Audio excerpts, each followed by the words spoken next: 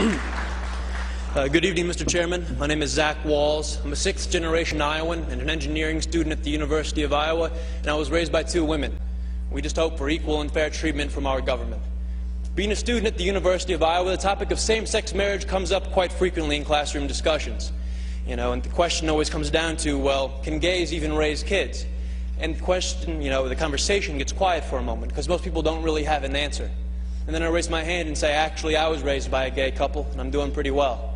I scored in the 99th percentile on the ACT. I'm actually an Eagle Scout.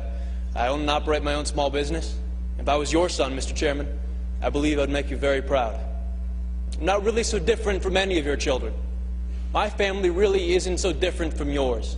After all, your family doesn't derive its sense of worth from being told by the state, you're married, congratulations. No, the sense of family comes from the commitment we make to each other, to work through the hard times so we can enjoy the good ones. It comes from the love that binds us. That's what makes a family. So what you're voting here isn't to change us.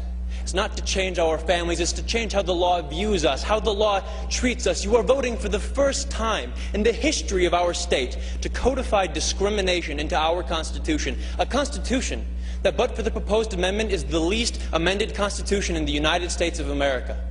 You are telling Iowans that some among you are second-class citizens who do not have the right to marry the person you love. So will this vote affect my family? Would it affect yours? Over the next 2 hours, I'm sure we're going to hear plenty of testimony about how damaging having gay parents is on kids. But in my 19 years, not once have I ever been confronted by an individual who realized independently that I was raised by a gay couple. And you know why?